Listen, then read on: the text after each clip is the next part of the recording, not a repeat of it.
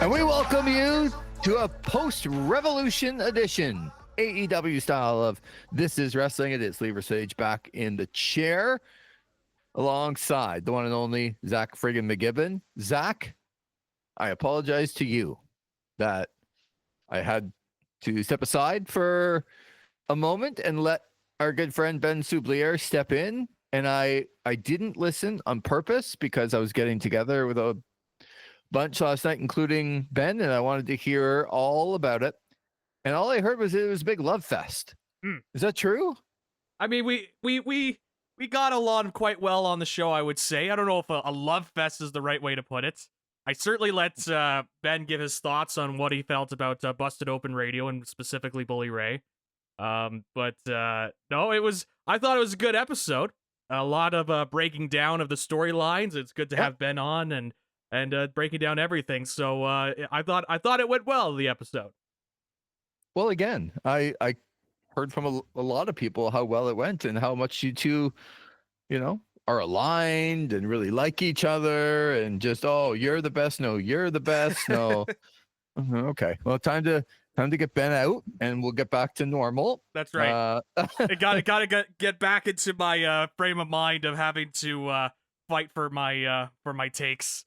And remind you, did they remind you, by the way, I was right about the Elimination Chamber stuff? I made sure Ben did that while you were over. Okay, well, I actually never heard the words Elimination Chamber in the entire time that I was there. We never talked about it. Unbelievable. And then after the big love fest, it was throwing you under the bus for the night because as we're going to go through this, Zach, doesn't sound like you did very well. What a shocker. Zach McGibbon, predictions, not getting along. That's right. Analyzer, not predictor. That's what I am. You're something. I don't know. And let's get right into it because AEW Revolution, I think, was really good in moments. It had a couple lulls, and because I know we're never going to talk about this again for like 1 minute, I'm going to talk about it. So I think the whole idea of, and tell me if I'm wrong, and you probably will, that a preview show, whether the WWE or AEW or whatever, like if you have a kickoff show, preview show, 0 hour, whatever you want to call it, the idea that show has the capability of having people watch for free. And then I'm guessing, Zach, I thought that this was the concept. Watching that and go, yeah, I really want to watch this show. Mm-hmm. I'm going to pay for the show because they've hooked me in with the free preview, kickoff, 0 hour, whatever you want to call it. They've hooked me in and now I'm going to pay for it because this looks really interesting. Is that not the concept of a show like that? That's the general working theory around pre-shows. So I think that's fair. Okay. I expressed that exact thought last night when I arrived about halfway through 0 hour to watch the show. Mm-hmm.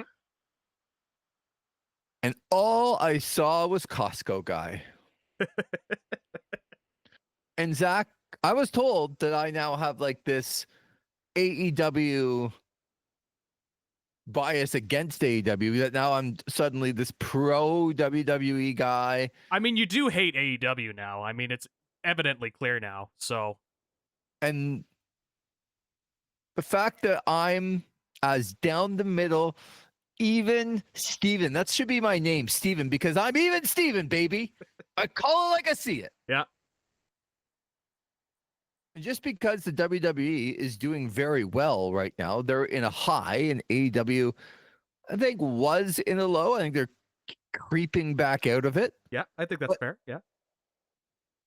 But what's not going to get me, and I don't care whether it's the WWE, AEW, TNA, NWA, MLW, I don't care.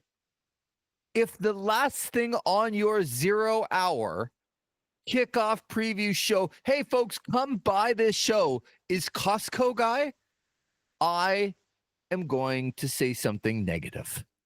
Because that not only doesn't want to make me watch the show and pay whatever it is I'm supposed to pay for the show, it turns me off the product. And that happened last night going into what I thought was a really good card. Anyway, okay, it's off my chest. So I'm guessing if you were to give it a boom or a doom for the Big AJ match, you would give it a doom, I would imagine.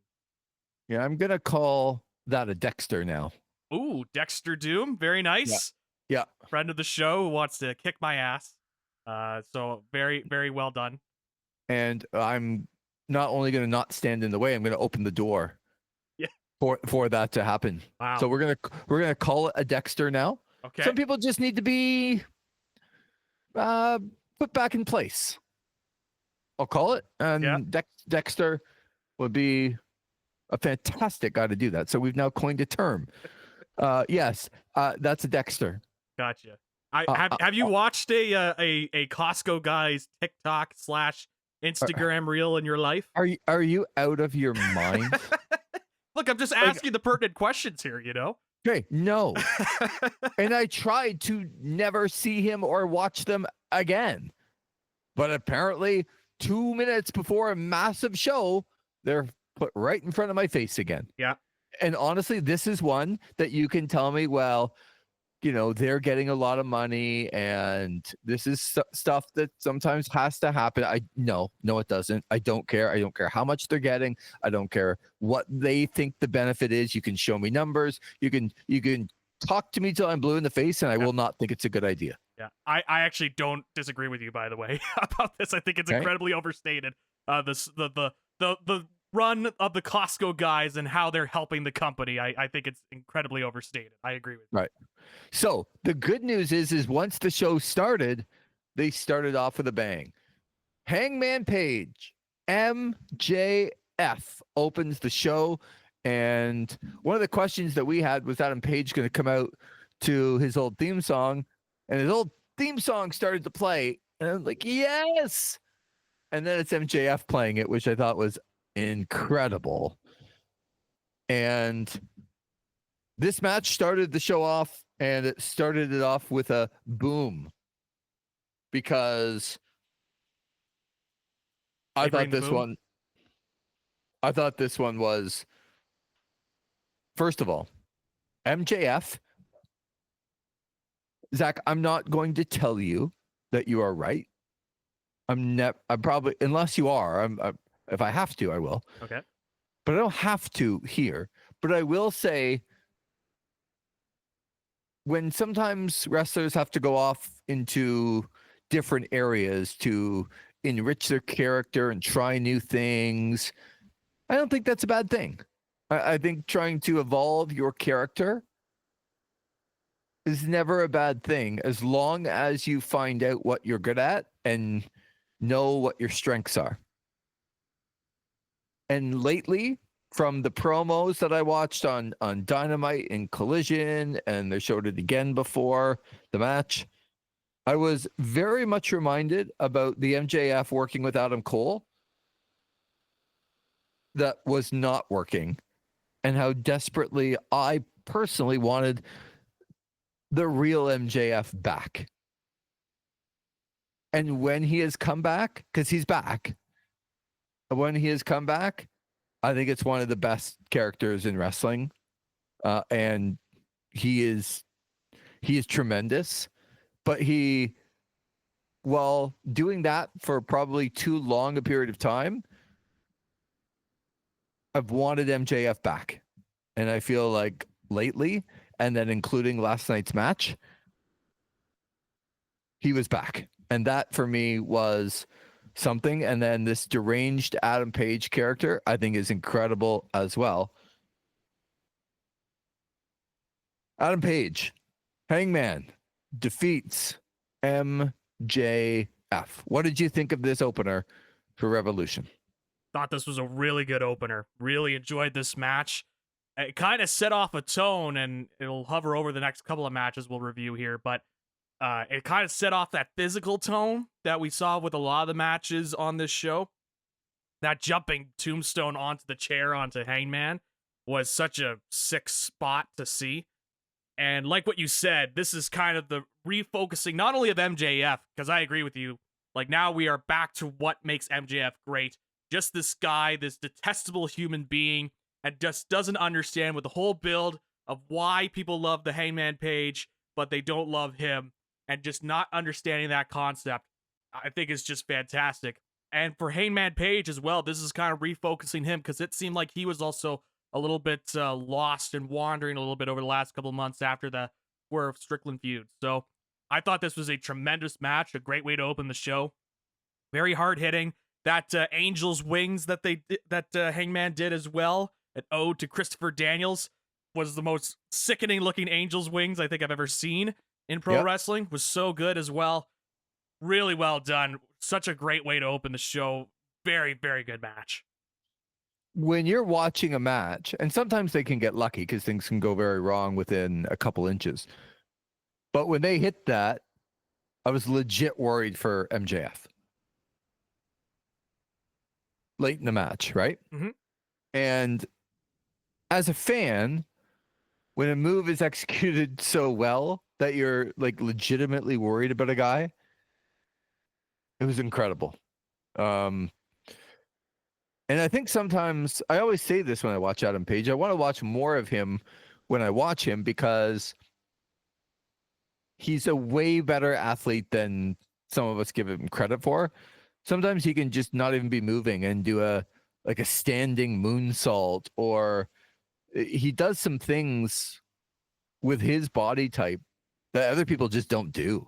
Sure. And he is matches that can have a clean pinfall victory and make both a little bit stronger. I love wrestling matches like that. And I feel like this one did. And it was a great way to open the show.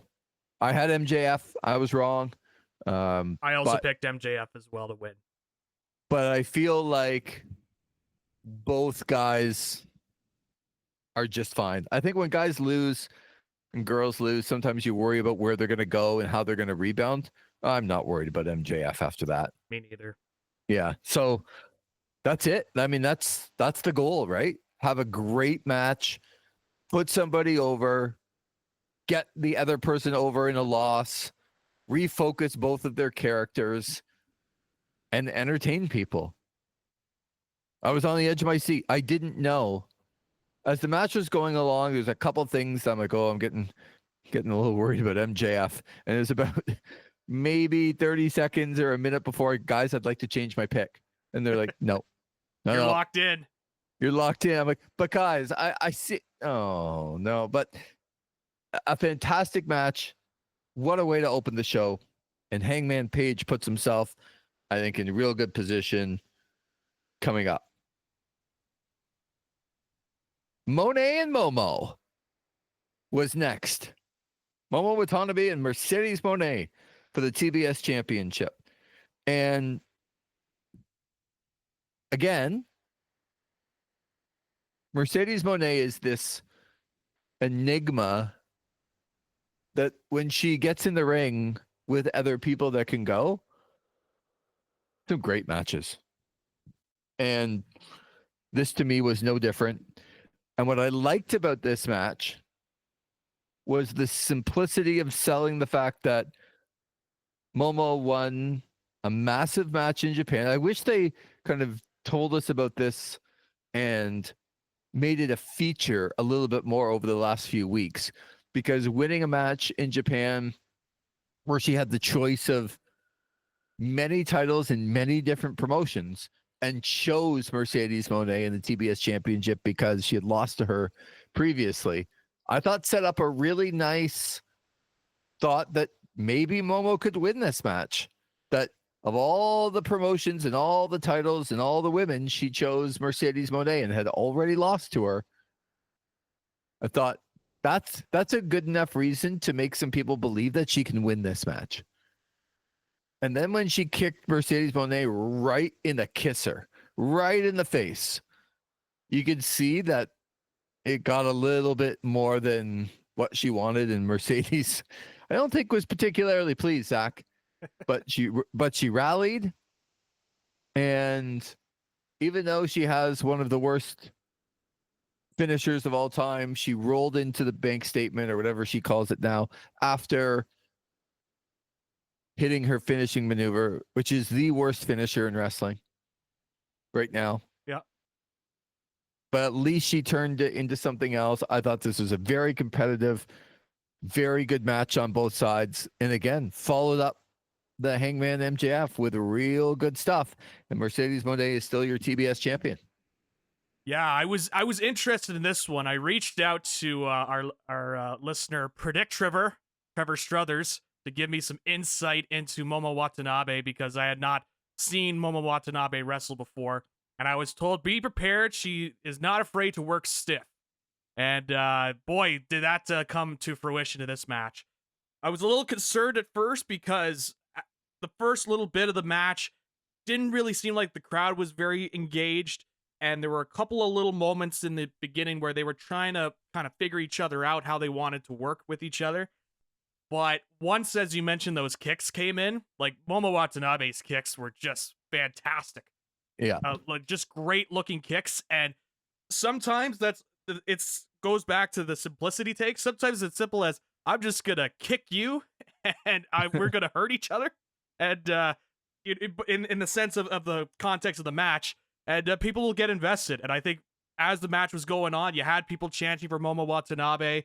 Mercedes Moné, I've been critical of her promos. I still think she hasn't really found her stride there, and she probably never will at this stage.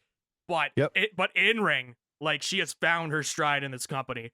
And she had a very, very good match here with Momo Watanabe. I love the stiffness of it. They touched it on commentary, but Momo reminds me of a women's wrestler from that All Japan women's era of the 90s where they wrestled that stiffer style, those Manami Toyotas of the world. So it was, I really enjoyed this match too. I thought once they figured out what they wanted to do, this turned into a really, really good match. I really enjoyed this one as well. And it just continued on the start of the show where we were just getting these really good matches. Only thing I didn't love about it, and I think AEW actually has an issue with this now, is I don't need the people sitting up in the luxury suites taking notes. Yeah. It just happens way too much. And it happened at least a couple of times on this show. And I thought for no real reason. Like the second you're showing Billy Starks, who a lot of people don't know, in a luxury suite taking notes, you're like, Momo's not winning. Yeah, I was just going to say that telegraphs the finish. very, very much right. So. And like, who is Billy Starks anyway? Like, I know who she is, but a lot of casual people do not. Yeah. So the fact that she is sitting up taking notes, it's just not necessary. Do something on Wednesday. Do something on Saturday coming up. She's already sort of been a little bit involved, like before this. Yep. So get her back involved on Wednesday. She just doesn't need to be involved here. I don't like it. And it actually happened again in the main event, which anyway, we'll get to that. but Mercedes Moné still your 4 belts and TBS champion. And then we go to the AEW #1 contender match for the world title, Swerve Strickland against Ricochet. Zach, I'll let you kind of start this one off and what you thought of this match and the #1 contenders slot being available. Yeah, I quite like this match. There were definitely elements of this that it could have gone if they went too far down one path. I would have not liked it as much, but I felt they found the right balance of what they wanted to do with this. So they obviously, this whole story has been, Swerve and Ricochet, they have not been getting along. Ricochet taking the robe from Prince Nana that used to belong to Jimmy Rave when he was part of the Embassy. He had his logo emblazoned onto the robe as well to continue on with the disrespect. So it wasn't the central focus of the match, and that's one of the things I wanted to touch on because I've heard some people try and compare it to that bracelet storyline that they did with CM Punk and Drew McIntyre last year. The difference between this and what happened with the storyline with Punk and McIntyre is because that bracelet was the whole central focus, and I even ranted at the time that, Punk literally put down his guy when he was trying to deliver a finishing move because the bracelet was involved. We didn't get any sort of that here. It could have gotten to that point. It was more in support of the wrestling match, in support of the wrestling, as opposed to being the central focus of the actual match. So I thought this was really good. They kind of did a swerve, for lack of a better word, to get Prince Nana out of there, because they had teased the promo a few weeks back of how Prince Nana can't do this anymore when it comes to the heated rivalries that Swerve has been getting into. He leaves for the back, but that's all a ploy so that he could come back and get the robe. I thought Swerve, when it comes to big matches like this for pay-per-views, I find he is truly at his best in these big matches and continues to show that he's one of the better wrestlers on this roster. And I thought Ricochet here, I know that we've had differing thoughts on the Ricochet character, but I really do think that he's found his stride with this heel character. And we certainly know he could still be a very good in-ring wrestler. And I thought these two had a very, very good match. Really liked it, and I was hoping that Swerve would win the number one contendership. It made sense for him to get back in there and be challenging for the title, so I think this is the absolute right victor as well. So overall, I did quite like this match. I thought that it worked really well, and it didn't go too full bore when it came to the stuff with the robe, where it took away from the match or anything like that. I thought it was the right balance. I liked it. Yeah, these two had a really good match. Yeah. So again, they kept up the momentum and told their own story.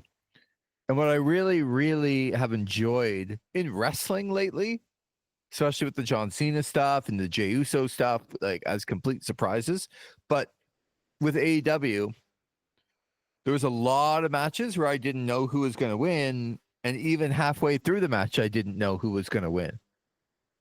And I like that. Just as a fan, that's what keeps me coming back, is like, I don't want to know exactly how it's going to end before it ends. And we're getting way more of that. I have to admit, I didn't do, like, I've been quite busy and didn't do a lot of like beforehand and reading on predictions and all that stuff. So when I mentioned casually that, does anyone think that, Prince Nana might turn on Swerve tonight? I thought that was like out of left field. I thought I was the smartest guy in the room. Until then, the sheet that's made, and there's always tiebreaker questions. Yeah. It was on the tiebreaker question, and I'm like, well, at least other people are smart that they've thought about this like I've thought about this. But But when Swerve knocked down Prince Nana and Prince Nana left, it at least makes you think in the middle of the match, because the number one contendership is on the line, and there's been the backstory of Prince Nana not wanting to be too emotionally involved, and the fact that Ricochet had the robe of Prince Nana. To me, that there was a decent chance that Nana could turn, go with Ricochet, who, I mean, for no other reason than Ricochet needs someone to talk for him. That too, absolutely. Right? Like, and Nana's really good at doing that, and maybe he could lead Ricochet a little bit more, and he wanted to go with a winner, number one contender. There was a thought that all of that could take place in the middle of the match. Now it didn't, and it turned the other way, where Nana came back, got his robe, Swerve Strickland won. I'm very happy that Swerve Strickland won, but I picked Ricochet, and I thought Prince Nana before the match was going to turn. I didn't want that to happen, but that's what I thought was going to happen. And halfway through the match, I still thought that was going to happen. I love that about pro wrestling. Yep. There were some good near falls in this match. Absolutely. Yeah, really good. If I want to nitpick a little bit, maybe it's just not my thing. I think that Ricochet can still be a little bit gymnasticky. Mhm. And sometimes it's like going through the move sets like I've rehearsed and not that genuine feeling. But that is being a bit nitpicky because he's very athletic. He is showing off some of the things that he can do. And for as much as I've been on him, and I still don't want to hear him talk. I still get the heebie-jeebies listening to him. They had a contract signing. I'm like, oh my God, please shut up. But when he gets in the ring, and when you get in the ring with someone like Swerve, it was really good. And then Swerve ends up winning, gets the number one contendership, gives the robe back to Prince Nana, and there's still something there, right? Where that Prince Nana still a couple of times might not be happy with what's going on, but they've made up for now, and he is the number one contender. And that makes me, as a fan, more intrigued that Swerve Strickland is the number one contender than Ricochet. So, all in all, well-told story, well-wrestled match. Got a lot of things in, as you said, a lot of near falls in this match.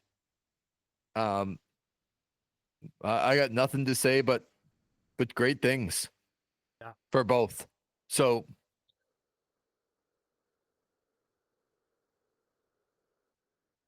I did like the fact that Ricochet mocked Ken Jung or whatever his name is. Yeah, Dr. Ken.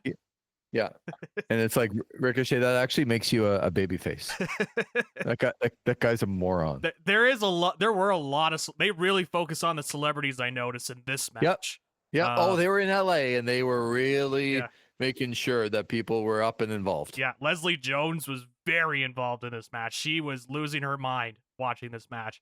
It was such a hilarious combination. Like, there's Leslie Jones and NBA Hall of Famer Michael Cooper that's in there. Defensive Player of the Year in 1987. What a duo. Watching AEW wrestling. So it was what else can you expect in pro wrestling? I think they might have all bought tickets to watch Big Boom AJ. That's probably the reason why they're there. Okay, I'm going to ignore that. Just move on. I knew you were going to know Selby on that one, but we then get into what I would call, okay, we've started off with three pretty hot, really good matches. And at some point in your head, you're like, well, you still got, I think, 3 or 4 ones I really want to see at the end. And then there's the stuff in the middle. Mm-hmm. I guess I just thought that Kazuchika Okada and Brody King for the Continental Championship, it was good. It was okay. Yeah, I thought it was good. Yeah. But it wasn't anything more than that or anything less. I don't know. Should I have expected? Maybe because it's Okada. I do think no matter where he is on the card, I don't want to get into he's just a middle class guy. Mm-hmm. He's not a middle class guy. No. So when I watch him, I want to see something more than just mid-card guy. But he feels like a mid-card guy right now. And that's what I got. I got a fine, decent mid-card match with Kazuchika Okada with the Rainmaker defeating Brody King. Yeah, I thought this was a good match. I thought there was some good physicality, again, kind of continuing that theme here. The big thing I had with Okada was he going to have his working boots on during this match? Because I find with him now, and obviously some of it has been booking, and I've been very vocal about that. But also, I was wondering if he's at sort of the stage where he's kind of he's already got an established resume. People see him as one of the greatest wrestlers of all time. And now he's in the US, he's making a lot of money. Is this just kind of the phase where he's going to still have good matches, but do I have to look past the Wrestle Kingdom big time main event Kazuchika Okada? Is that guy now in the past? And we've got now a new Okada that can still give you good matches, but it's not going to be at that peak level. And sometimes we see him at that peak level. Did you say Shinsuke Nakamura? I Or was like, huh, no? I feel like I've said this before with another wrestler from New Japan, but couldn't put my finger on it. Yeah. Now look, Okada's better than Nakamura, but this Yeah. is the same story. Yep. And you know what?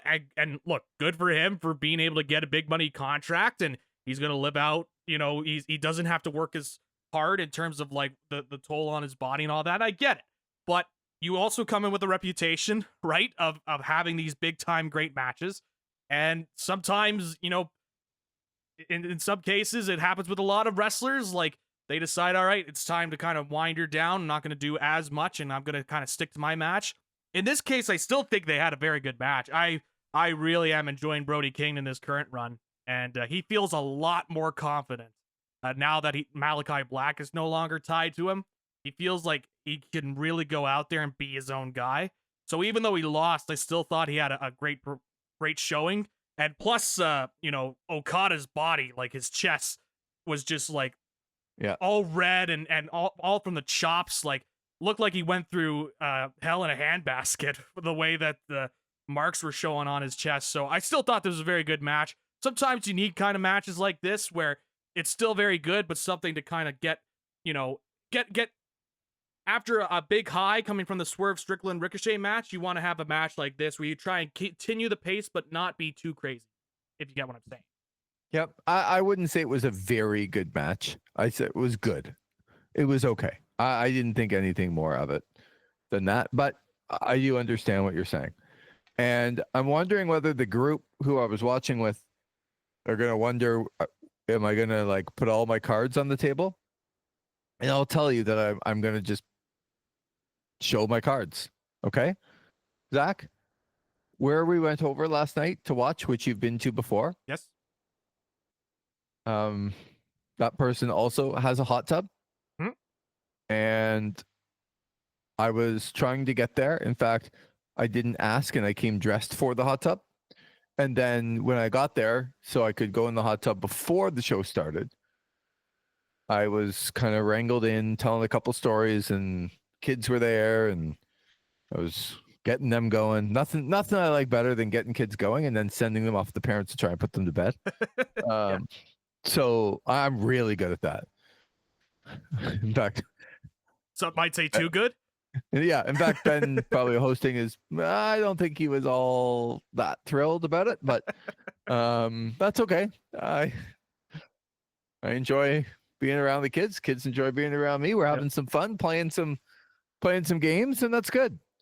But I might have taken the opportunity when the next match started to use that time for the hot tub, and came back, and they were already in the promo stage for the following match, which was absolutely perfect. So I never saw them come out, and I never saw them go back through the tunnel. So you can tell us about how the Hurt Syndicate somehow, some way beat your favorite team of the Outrunners for the World Tag Team Championship, and they retained. You might even be surprised about my review here, Lee. I did not like this match. I thought this was the wrong kind of match to do. I thought they gave the Outrunners too much time to work. The reason why I like the Outrunners, because I thought it would be a fun undercard gimmick, right? A fun like lower mid card tag team gimmick where they could get pops in the building, they can get reactions, but they would be perfect for somebody like a Hurt Syndicate where you're trying to get a bunch of heat on them for being heels, to just absolutely destroy the Outrunners so that people get mad that they beat up the lower mid-card team that everybody likes, right? And you get more of the heat on the Hurt Syndicate. And with that sort of mentality, you would think, oh, this would be a sub 5-minute match, right? A sub 3-minute match where it's just Bobby Lashley and Shelton Benjamin throwing Turbo Floyd and Truth Magnum around and just asserting dominance, showing why they are the AEW World Tag Team Champions. But unfortunately, that was not the case. They went out there and had a match. And here's the thing about the Outrunners. While I am a fan of the Outrunners, I even mentioned on the preview show how the music video that they did, which was an ode to like Memphis 80s music videos, was tremendous. I think the dirty little secret's out. They're not the greatest in-ring wrestlers in the world, Lee. They did not have a great showing here on pay-per-view. There was a couple stumbles, clearly some moments where they were trying to remember the next spots and sequences, and they went out there and had a match. And I didn't like this. I thought this was not the kind of match that they should have been doing, and especially with how long the show is, you didn't have to do a match that was close to 10 minutes. Granted, it was the shortest match on the card, but it could have been shorter. And I thought they did this wrong in terms of trying to put over the Hurt Syndicate. They did win, and they did beat the Outrunners, but I was not a fan of how they did this. I feel like they could have done it a lot better. I'm not going to lie to you. You're not doing anything that makes me think, even as a wrestling host of a wrestling podcast, that I didn't make the right decision last night. No, it was a good call. Going out. Good call. Snowing. It was snowing. I'm in a hot tub, peaceful, out in the country, tranquility, snow. Like, it was beautiful. In fact, it was so nice. When I walked back in, I'm like, if you guys weren't here, I just would have put this on pause and stayed out there for a lot longer. But just a tremendous decision on my part to go right at that time and to come back right at that time. And I missed everything. In no way, shape, or form did I ever think that the Outrunners could win. And my thought process was, even with the 0.001% that they could win, it would be like, well, then that's just a terrible decision. Yes. To make the Outrunners the World Tag Team Champions. And I don't want to see that anyway. It's almost likely if you push somebody just based on the reactions they get from the crowd in the building, you probably are not going to have great results every single time. So it's something to keep in mind whenever you hear reactions in the building. So how about the reaction to Toni Storm and Mariah May for the AEW Women's World Championship Hollywood ending? And this one lived up to it and more. As it was going along, and I'll let you kind of take over your thoughts, because I'm really interested to hear your thoughts on both Toni Storm and Mariah May, who I told you months ago was one of the feature storylines and would end up being good. I'm really interested to hear your take after this match. But I also would say that if I asked you beforehand, or asked AEW fans before you ever saw this match or whatever, what was the standard bearer for the best women's wrestling match in AEW? Probably the Britt Baker Thunder Rosa match is the first one that comes to mind. Yep, agreed. So while there might be others, same here. Not that it was the greatest match, but it was the most memorable match with the blood and all of the things that they did in that match. All of that is gone. That match, it's like, as the match was going along, I'm like, they are literally trying to erase that from their memory bank, or what people think of when they think of the blood, the guts, the goriness, and the what women's wrestling can be in AEW. But halfway through, I'm like, they are completely eradicating that match. And there was one shot of Toni Storm lying on the canvas, and they did this overhead shot. And to me, it's one of the best photo shots I have seen in a very long time, because it told you everything that happened in one shot. As bloodied, glass, blood, some of the makeup off. It was just, this woman has been in a car wreck. It was crazy, the shot. And Toni Storm ends up defeating Mariah May in a match that will end the feud, I believe, and also make both women much stronger. If it's not the best technical women's wrestling match, that's totally fine. I think this one goes down without recency bias as will be the most memorable women's match so far in the history of AEW. Toni Storm retains her title over Mariah May. What'd you think? I was going into this match concerned because when they named this Hollywood ending, I was thinking, oh my God, are we bringing back the cinematic match here? That where all the roads lead to here to end this feud? And then as they were introducing people, it was also Jim Ross was returning on commentary. This is not 1998 Jim Ross. This is 2025 Jim Ross. I was a little concerned about that as well. I was like, this is either going to be the biggest rib on me that for this match, but I gotta say it, Lee. This might be the best women's match I think I've ever seen in AEW. Yeah. And I will even go a step further, and this is kind of foreshadowing my thoughts for later on, but this should have also been the main event of the show. I couldn't. It was said while we were watching it, and I totally agree. Yeah, should have been the main event. I thought these two had an excellent brawl. It's amazing, just how simple it could be. These two hate each other, and they're gonna beat each other to a bloody pulp because they hate each other. And they're gonna do anything.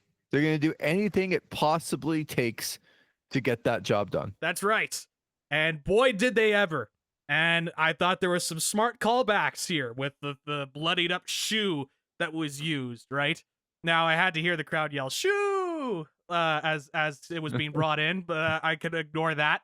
But nonetheless, I thought this was a really, really good brawl. Again, the best women's match I think I've seen in AEW in its history. I would have to think about other ones that could come close, to be quite honest. This was really well done. A great heated feud. These women just killed each other, and bloodied mess. The blade job that Toni Storm put in was something else. Unreal. Just probably a little bit more than she wanted to. Yeah, there were definitely some moments where she was kind of looking like, wow, this is a lot that's coming down. Maybe a little more than she was expecting. I mean, everybody took a bump, a hellacious bump. Even Luther took a hellacious bump through a table with all the champagne glasses. Really well done. I thought this was a tremendous match, and again, should have been the main event. I thought it was very well executed, and I could go on here and say I'm glad it's over. We could finally move on, and blah blah blah. But I have to give credit where it's due. This was a really great blow-off to the feud, and they have had a feud that's been well built. It might not have been for me, some of the choices that they made along the way, but I cannot deny that people were invested in this, and people were excited for this. They were excited for this blow-off, because like you, Lee, I am also an honest and fair man, and I will be honest and fair. You are. And also incredibly handsome. I also want to put that in there, but especially honest and fair. Certainly got your mug a lot on TV last night. So. I certainly did. But in terms of that comedian that's front stage, and people, the amount of people that messaged me yesterday about that, about Brad Williams being at the front. I don't even know who Brad Williams is. He's a comedian. Very funny guy. I've seen some of the clips. I haven't seen a full stand-up special, but I've seen some clips. He's a funny guy. Never been in the same place at the same time, so of course you haven't seen that. Well, you saw the photo of me with Hornswoggle, and you would think that would put all that to bed, but apparently not. And now there's another doppelganger out there, because that's what I need. Another doppelganger out there. But nonetheless, I thought this was a tremendous way to blow off the feud, and really well done. Can't say anything else about it. I think everything's been said. Yeah, so here's, I guess, we didn't even get into some of the, the intricacies of the match, but here's what I would tell people. There were a couple of matches on this card that you should just absolutely go back and watch. Doesn't matter if you like AEW or not. Doesn't matter. I think you hope that you can get a couple of those matches out of any card. That you would tell somebody, you need to go back and watch this. This was one of those matches. That even if you're not a blood and gory person, you need to go back and watch this, because this is how you finish a feud. Yep. This is a blow off match that will be up there, women or men, in this is how you end a feud. Period. Incredible stuff from both of them. Incredible. Yeah. And I'm really glad that they were given the opportunity to build towards this. But when you are given that opportunity, you need to finish it. And man, did they finish it last night. It was just amazing. Yeah. Amazing. And with some of the talent that was on this card, the fact that you could say that match should have main evented, that match should have been the last thing that you saw going off the air with the amount of talent that was on this show, tells you everything. Everything. And again, I'm not going to bring the next match down at all, but what I would say is the next match was Kenny Omega and Konosuke Takeshita for the International Championship. And you can talk about it. I thought it was a really good match. When you say really good match and you talk about like Brody King and Okada, I thought that was just fine. I thought this one was a really good one. It wasn't great, but it was really good. Yeah, I thought the work here was well done. Sorry. No, it was well done, and we're gonna get to it in a second. All I'm saying is, at the end of the night, I don't really remember that match as nearly as much as I remember Ryan May and Tony Storm. Yeah, fair enough. And look, that just happened. That's one night, and I love Kenny Omega, and I love Takeshita, and I love like everything that they ever do, and they put in a hell of a performance last night. But when I leave there and think about it today, that match didn't get to the level that Tony Storm and Ryan May did. And I think that's incredible to be able to say about, look, Tony Storm is a world-class, maybe one of the best women's wrestlers on the planet. But to say that about Mariah May outdid Kenny Omega last night, outdid Konosuke Takeshita last night, certainly outdid some people after that in the main event. I just stand up and applaud and go, that's incredible stuff. Can't glow about that match anymore. I just think it's how you end a feud. So we get into Kenny Omega and Konosuke Takeshita for the International Championship. What'd you think?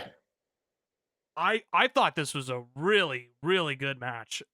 It was very different from the other matches that these two have had. And I think people were kind of going into this expecting, a full-on sprint and these two guys, exchanging blow for blow. But it was a different kind of match that we generally see from these two. This was all worked around the stomach of Kenny Omega with the diverticulitis. And I thought this was really well worked in terms of targeting it and building up and building up and building up, because especially coming off of the Tony Storm Mariah May match, I thought the way that they paced this was so well done. And then you had the big kind of moment where the table was on the angle and Takeshita's throwing Omega, stomach first into the table, really working that. Thought this was really well worked. I quite enjoyed this match. And, the little tease that Don Callis did where he's talking about, my hand, it hurt, trying to get after Omega when he was trying to get those cheap shots in, and it played in later on in the match where Omega kicks the hand off of Don Callis. It's simple stuff, but it works so well, and it it rewards you for paying attention and watching, like that sort of stuff. So I really enjoy this. I think this was very different than what people were expecting, but in a good way. And again, if for the people that think, it's guys like Takeshita or Omega or Ospreay or anybody that's kind of in that same vein of wrestlers, like, all they are just guys that do moves. They got to watch this match if they think it's just guys that do moves, because I thought this was so well paced, so well built, and again, different. And obviously you got Kenny Omega as the victor for the International Championship. I thought that Takeshita would retain, only because I thought maybe they would go back to this match a few weeks later, because Dynasty's not too far away, and you still have plenty of time, because we're talking about an Omega Okada match down the line. And so I thought you still had time to kind of fill in and try and finish off this feud if you wanted to. but obviously they decided to go with Omega winning the International Championship here, and just kind of telling that story of him coming back and finally winning a championship. So I thought this was a really well-built match. I quite enjoyed this. So you mentioned it. Do you think that we're going to see a merging of the International Championship and the Continental Championship? Yeah, it was interesting. Ben kind of teased that on the preview show, that was something that was being discussed. It would be it's interesting. It's those two titles, right?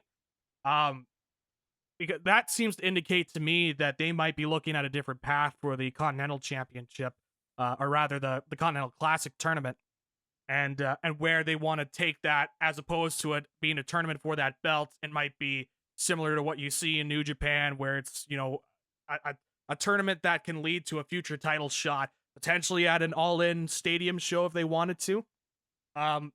Interesting. It would certainly make the match feel bigger as well once those two face off. Now with Omega winning the championship, I feel like it's as close to a guarantee as you can get in terms of doing a merger.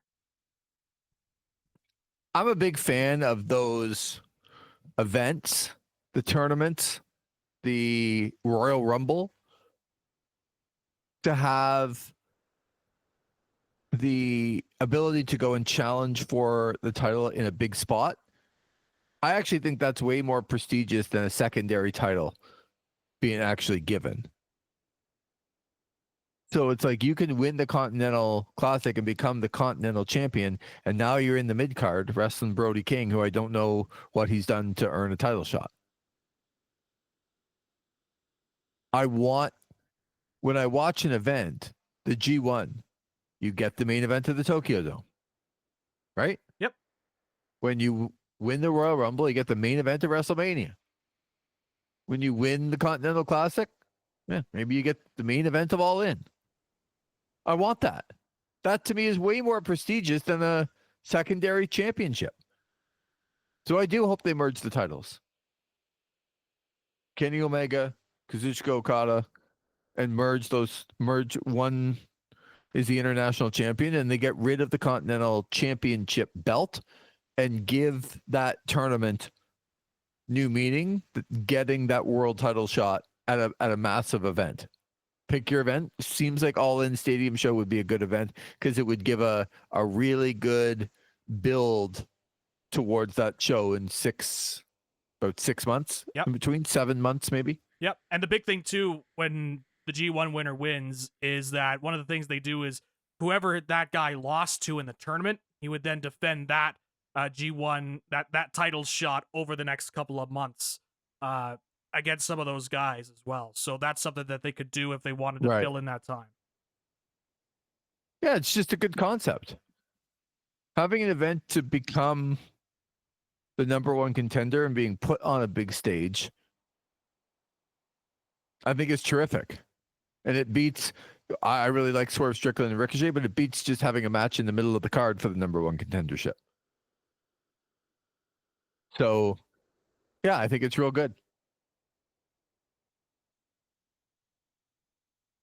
So then we move on, Zach, after Kenny Omega, who I did think probably showed, I get it, the diverticulitis. I thought he showed a little weakness in this match. He was a little bit too weak for me during the match, but that's okay. And then we go right into, sometimes I don't have the adjectives. I don't have the different ways of telling people how great,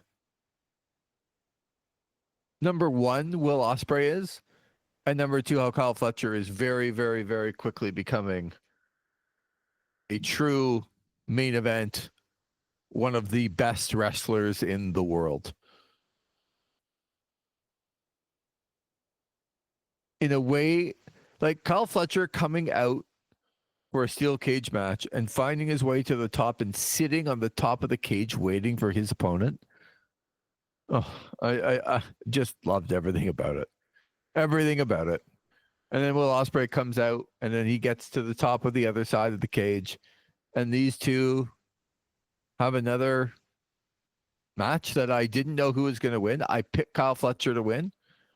I still thought Kyle Fletcher was winning halfway through, 3/4 of the way through the match. I love that about pro wrestling. And Will Ospreay is simply the very best wrestler in the world. Period. Don't care who you come at me with. He's better. That's how I feel about him. And this was an all-timer. I just can't say enough about it. So Will Ospreay defeats Kyle Fletcher, and I thought a great story being told. I loved the only thing I didn't like about the screwdriver. I was going to say the screwdriver in the top of the cage is that's exactly where Will Ospreay was standing at the beginning of the match. Yes. And then was shocked to find out that Kyle Fletcher hit a screwdriver in the same place that Will Ospreay was standing before the match. But okay. But I just, it's hard to have anything negative to say. Storytelling, technique, blood, everything. The only thing that surprised me, Zach, about this is that both of the Don Callis family members lost in Takeshita and Kyle Fletcher. Yeah, that's where I was leaning to with the Takeshita stuff. I was thinking, are they going to have both those guys lose, especially with a couple of weeks ago when those guys took a loss as well between both of those guys, right? So yeah, and this feud was 2-1 Ospreay, and I just thought it was a natural thing for Fletcher to tie it up and go to another one somewhere down the road. But Ospreay wins. Another match that I would tell people you got to go back and watch it, especially, you know, they did the Spanish fly off the very top of the cage, 20 feet. Looked like Ospreay landed on his hip a little bit. Bit worried about that, but hopefully he's okay. Great execution. And Kyle Fletcher, I know he's wrestling a guy that he has wrestled and he has been around his whole life. But I look at him, and you're going to hate the comparison, but I look at him when he first burst onto the scene as a young Randy Orton with a guy that you're like, oh my God, this guy's going to be really good for a very, very, very long time. Now, I don't think of that Randy Orton today, but I think of Randy Orton when he wanted to try. In his earlier days, he's got the same kind of look, the same kind of body, the same kind of believability. And I said it before in the first match where both guys came out stronger. Hard to believe that Will Ospreay could come out stronger. And Kyle Fletcher, who has been making his way through here and just knocking everything out of the park, he actually came out stronger after this one too. Incredible, incredible stuff. Another match I would tell people you absolutely have to go back and watch. It's funny you made that Randy Orton comparison because I actually made that comparison on the preview show too. I said you did? I did, but in the sense of the way I described it is that I've seen a lot of comparisons to Kyle Fletcher to Orton, but I said I think Fletcher is better at this stage than Orton was when he was on the come up. Yeah, that's fair. And I think he's already better than Orton, quite frankly. And so it's funny you mentioned that because it's like I did not to that same exact level, but like pretty close. Well, you can know that I didn't listen to the preview show then because I had no idea about that. I was gonna mention that. It's like, oh, you were correct in terms of that because yeah, I did make a similar comparison. But so I really like this. I thought this was a tremendous match. I just want to put this out there. Yeah, we're gonna wait for a but here, folks. But I did have a few issues with it. That kind of held me back a little bit. Yeah, not a lot. I still thought that this was a tremendous match. Yeah, we heard you. What are the buts? Come on. I'm just laying the framework. I know you laid it out already. You really, really like this match. Go ahead. I really like this match. Yeah, I thought it was a little too long. I felt like they missed the peak on it. Okay. I was not a fan of Mark Davis coming down with the tools and getting the tools involved. I thought that they could have done this better in the sense of Instead of him just, prying open the lock and getting all the tools and whatnot into the ring, it would have made a lot more sense if he climbed up with the bag of tools and threw it into the ring. And then you can make the argument of him like keeping the screwdriver in the corner, right? That would have fixed that in terms of like what you mentioned with Ospreay kind of standing there.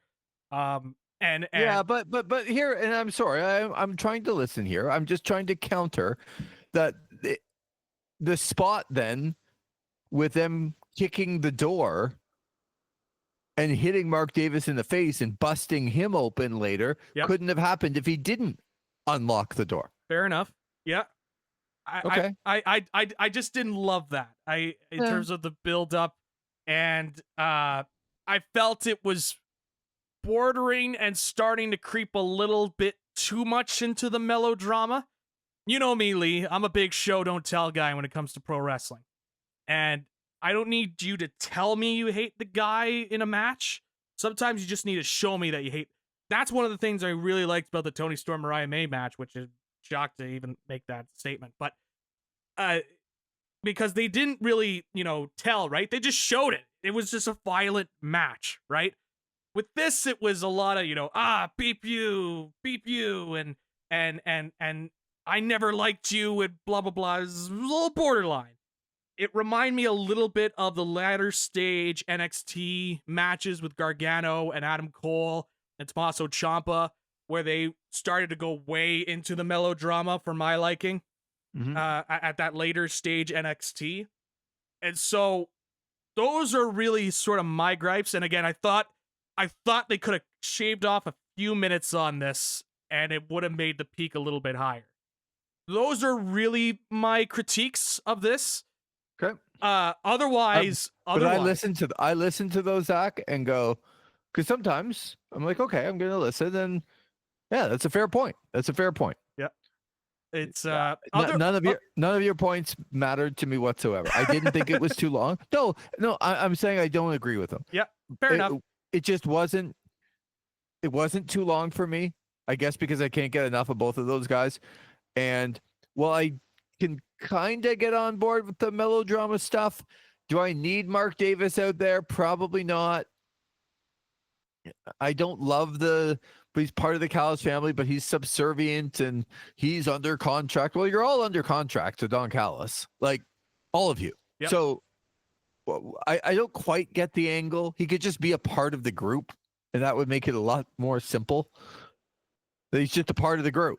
But while I can get on board with you a little bit with the moments during the match if I don't like you and stuff, at the end when he screamed, I hate you, and then he finished him off, and that's his little brother, I thought that was incredible. Now, it would have probably stood a little bit more if they didn't do some of that during the match before they did it. That's why I kind of took it away a little bit for me. Okay, yeah, but I don't remember the stuff in the middle of the match nearly as much as I remember the end. So that stuff doesn't bother me. Doesn't bother me either. I just think the only thing about that I would nitpick on Fletcher is he's a little bit too yelly in the middle of matches. Yep. That he just gets too screamy.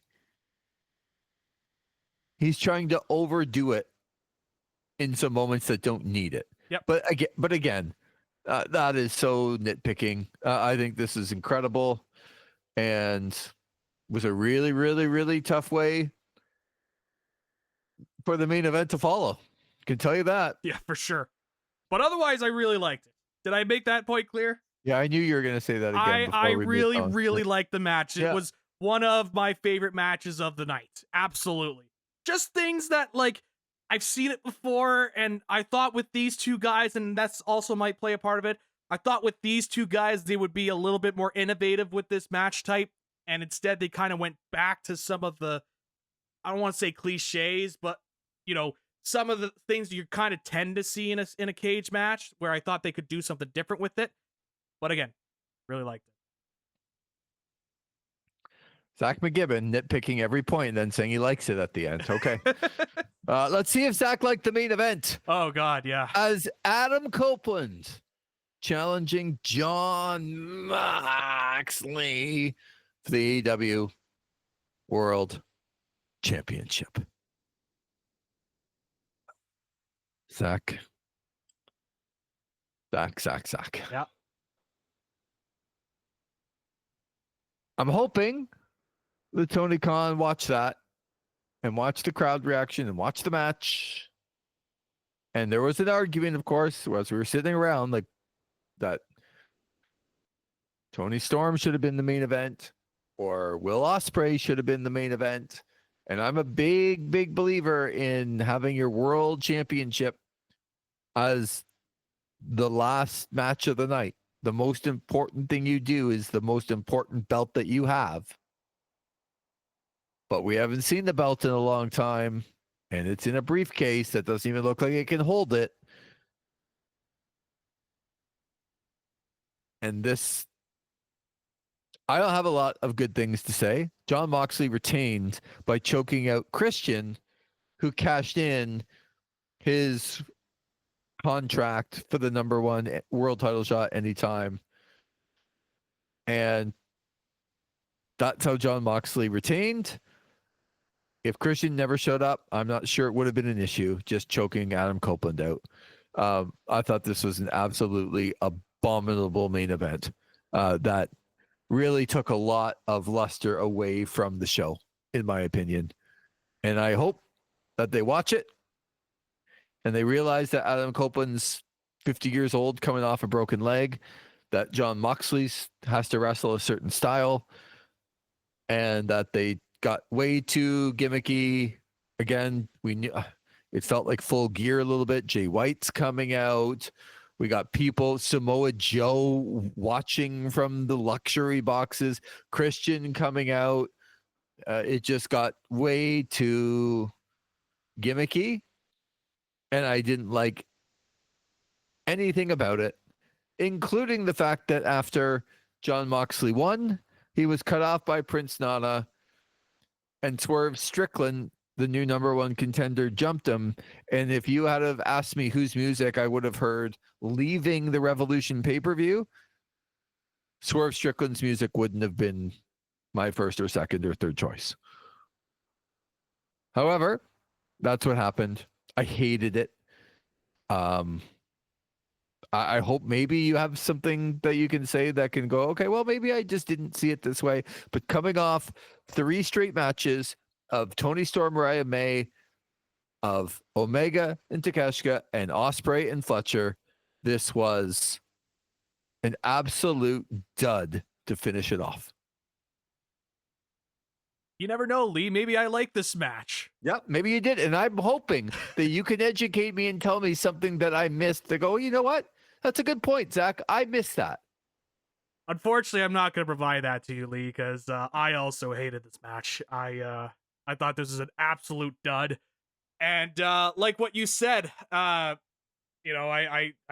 teased it earlier. I think the Brian May, Tony Storm match should have been it over this, especially with what we got. Very gimmicky.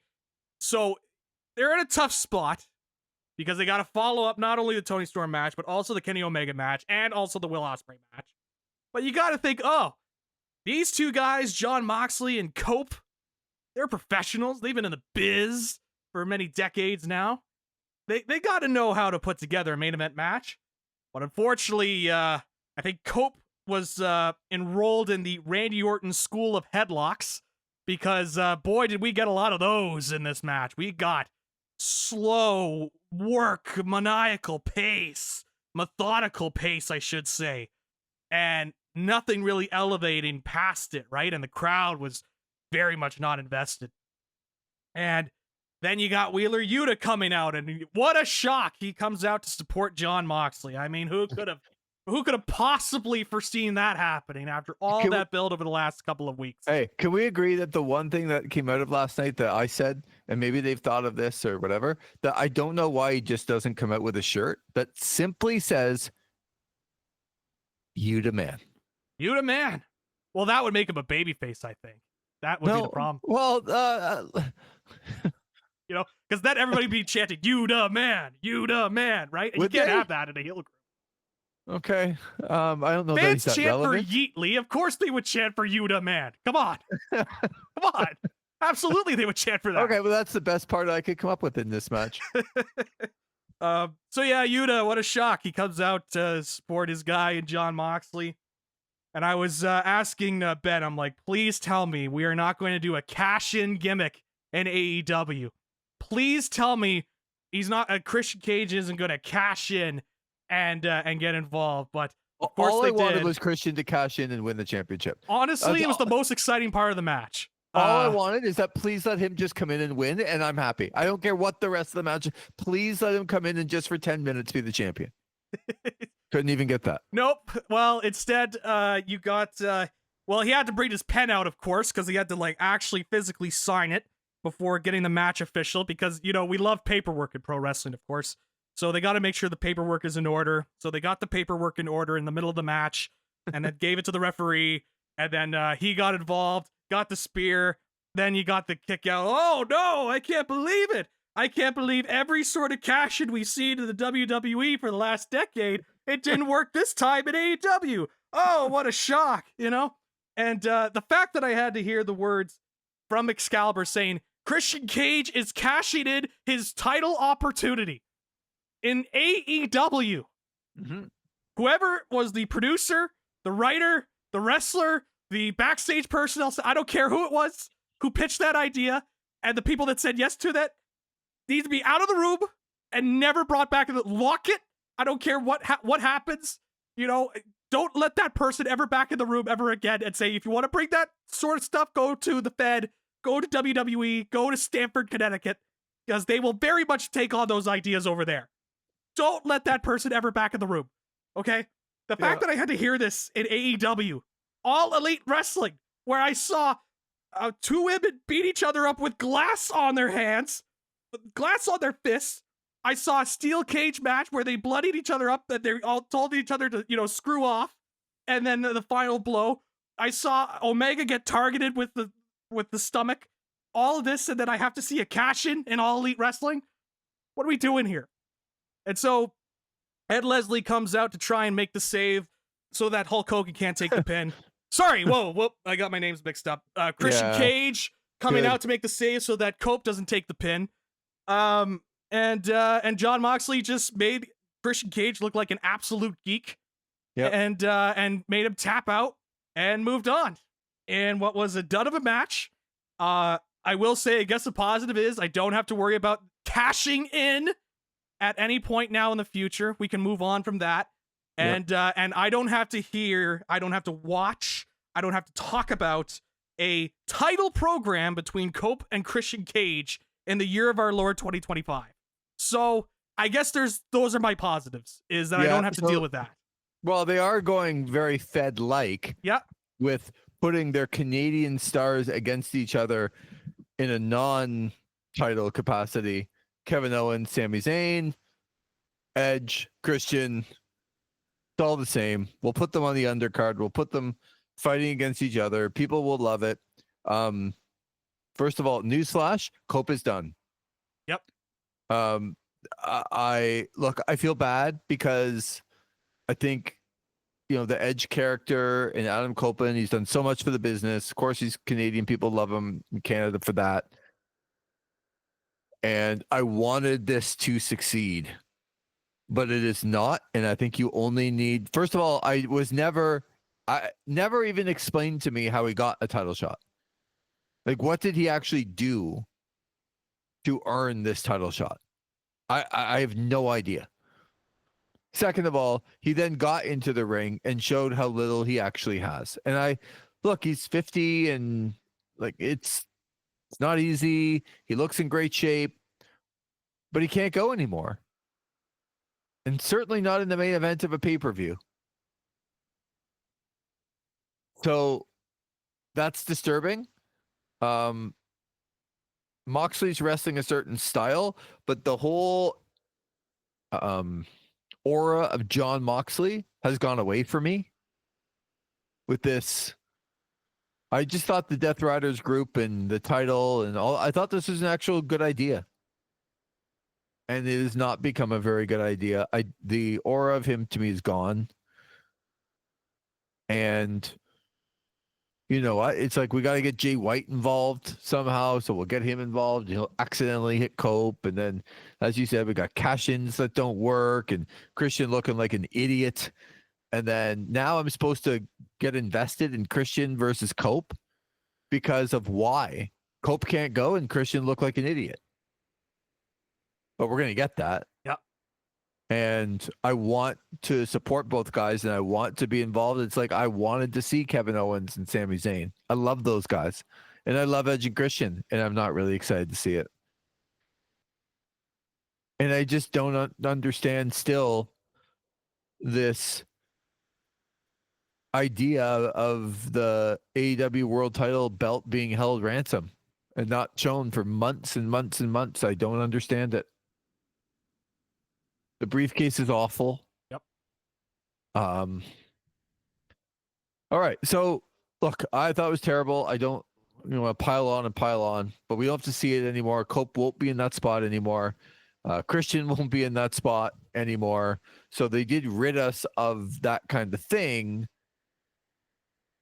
And Swerve Strickland and John Moxley, we're going to get a dynasty. Yes. It looks like. And so I didn't love the fact that Strickland jumped him and then they're going off the air with Strickland's music.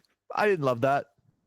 He won a match against Ricochet in the middle of the card, and now I'm hearing his music leave the pay-per-view. I didn't love that part either. It's like, I say this, Zach, don't sell me on the next pay-per-view on this pay-per-view. That's what your TV is for. You don't have to do that. So if Nana was standing there and Moxley walks by him, fine. Just reminding people that we're here.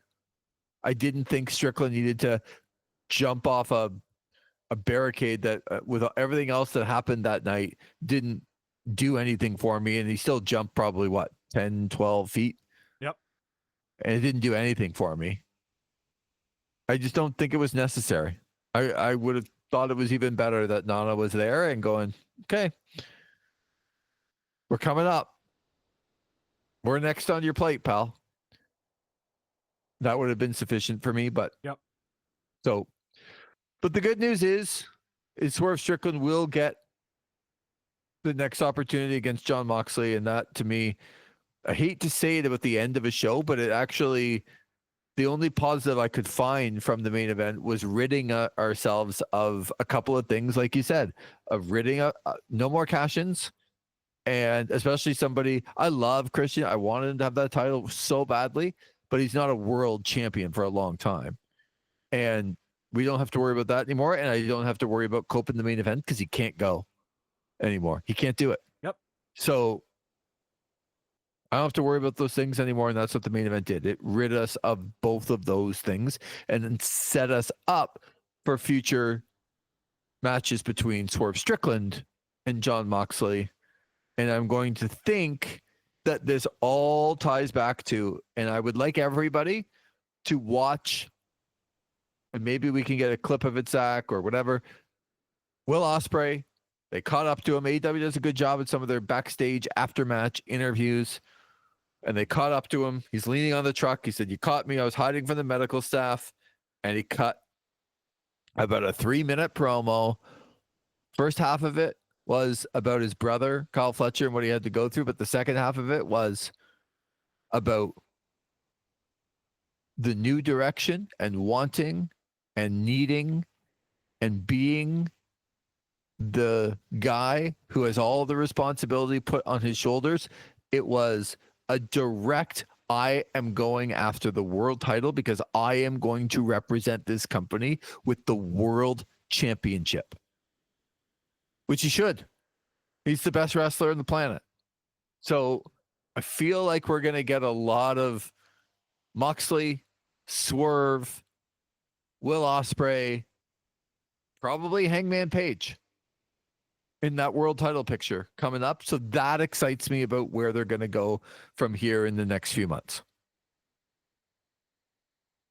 I hope people go back and listen to that promo. But that to me, Zach, is where they need to go. Those are guys that I want to see involved in the main event AEW World Championship picture. I agree. We need guys like Swerve Strickland, who's in MJF, Hangman Page, guys that are associated with the AEW brand to be your focal points and to provide something different and new than what WWE is offering. And we appear to be on the right track. I should throw in Will Ospreay as well. We appear to be on the right track. And that's what that was my takeaway from this pay-per-view. Main event aside, and the tag team match between Hurt Syndicate and Outrunners also aside, I thought this was a really good pay-per-view. I really enjoyed this show. And yes, we had the 2 duds in there, but the highs were very high when it came to the wrestling matches. That I think it overall led to a very, very good show. And AEW continues to deliver, man, on these pay-per-views. Like, they consistently put out great pay-per-views. I say it every time we cover these shows, and I'll say it again for any new listeners that have been coming in. For all the talk about the TV and business and attendance and all that, the one thing that AEW does consistently well, and they cannot take it away until we get some sort of bad booking and we get, the Jon Moxley Cope booking all over the card. But is that they put together some fantastic pay-per-views, and you see it in the pay-per-view buys, and you see it in the attendances for these pay-per-views. Those are always strongly attended. So I got to give credit where credit is due with AEW. They put on some very, very good pay-per-views, some of the best in wrestling, I think. Yeah, and I'm going to give some of the credit to the people that deserve it, and those are the wrestlers themselves. Because I think some of this is not on the booking. It's on the guys and girls going out there. They're some of the best wrestlers on the planet. So I can give you Swerve Strickland against Ricochet, who I think is a mid-carder at best, and go, that's a really good match. Building up Kyle Fletcher to be a true superstar. But I just couldn't. It's a really good point that you make to kind of finish it off. I'm hoping, and it does look like they're going to go back to, so all the guys we just mentioned, Moxley's got the title. He is an ex-WWE guy, but he feels pretty AEW-ish. Yep. Now. Yep. I don't look at him as just an ex-WWE guy. I think he's given a lot of time and blood to this company, and I think he believes in the company. So while he's on the fringe of being one of those guys, certainly Swerve, who never made it in WWE, and Will Ospreay, and Hangman Page, and MJF, those are all your guys that aren't ex-WWE guys, and that appears in Kenny Omega as well. If you want to throw in Takeshita and Fletcher, they're all not ex-WWE guys. And they're all the future of your company. And it seems like they're putting them in places to be the future of the company sooner rather than later. So that direction, it's a really good point. It looks like they're headed in, and that's great. I want to see. To me, it looks like, and we can talk about it in a later broadcast, but Dynasty is going to be in a month before WrestleMania. A couple of weeks before WrestleMania. So in 4 weeks. So we have that pay-per-view in Philadelphia, and it looks like we're going to get Moxley and Swerve. I would think we're going to get maybe Ospreay and Hangman, maybe. But it all leads to me to Will Ospreay having the title at some point. Right? Yep. Down the road, and the challengers and the people that will be able to take it off of him can line up, because I think it's a really good, even when you put the belt on Ospreay in the end, whenever that is, say All In, any one of those guys, like MJF's a heel, could go up against him, no problem. But you have Takeshita, you have a built-in, like, hey, we're friends, but we could still wrestle in Omega. Swerve, no problem. Hangman's a tweener anyway. There's lots of people that could that could be in line for that. So hopefully that's the direction they're going. What is your final rating, Zach? My final rating.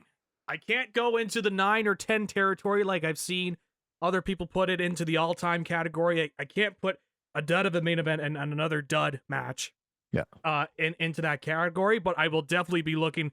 Honestly, if the tag team match was a little bit better and the main event wasn't such a dud, I would be honestly looking at this as one of those 9, 10 all-time shows, because you cannot, it's very, very tough to have consistently good to great matches up and down the card, the amount of matches that they would have up and down the card. So that prevents it from getting into the 9 territory. I would give it an 8.5. I thought this was a tremendous show. And if it wasn't for those 2 duds, I'd probably put it into the 9, 10 category in terms of all-timers. But still, a very good show that people have to go out and seek. And again, AEW continues to deliver on paper. Yeah, I'm right in line with that. So I'm going to give it an 8.7, just because I'm better than you, and you know it. There you go. Got the catchphrase in there. Yeah. But to your point, I can't put it in that category because the main event was just such a dud. I don't really care. I mean, I guess I care about you booked a really, really good card and you booked the Outrunners on it. Like, that's just stupid booking to me. So, like, what you thought you were going to get, that's your fault. It's not like they let you down in a big spot. They're just not that good. So I can't put it. The main event was just such a letdown. So I'll give it an 8.7, but I'm right in line with you about the rest of the matches. And if you just, to me, I could even ignore the tag team match. If we had a great main event with a great angle that ended the show, this is an all-time show. But we didn't. And we not only didn't, we actually had a main event to me that took it away from the show, which is not a good feeling. So I can't put it into that category. So I'm right in line with you, and we're close. We got a lot to get to coming up. We'll get back into some WWE next broadcast, because there are some things sort of bubbling here for over the course on the road to WrestleMania, and Dynasty's only 4 weeks away. So that's going to be intriguing. We got some local wrestling coming up in the next little bit, and I've been watching my LFGs, Zach. So yeah, can I quickly say I saw Bischoff made an appearance, and I am immediately out on WWE LFG, because of course it's the same thing whenever he shows up. Did you know that guy did the NWO and he was one of the most successful eras of pro wrestling? Don't listen. That's the history makers telling the next generation. I know, but what's going on? So it's 25 years, 30 years since the Attitude Era. Can we move on? Jeez. I got some thoughts on that as well, but we'll talk about that next show. This has been fun, Zach. AEW Revolution, really, really good show. A couple matches you absolutely have to go out and seek out. And hope you enjoyed this as a listener. Enjoyed talking to you again. Maybe we'll talk to you later on this week, Zach. You never know. For Zach McGibbon, I'm Lee Versage. Thanks again for listening to This Is Wrestling.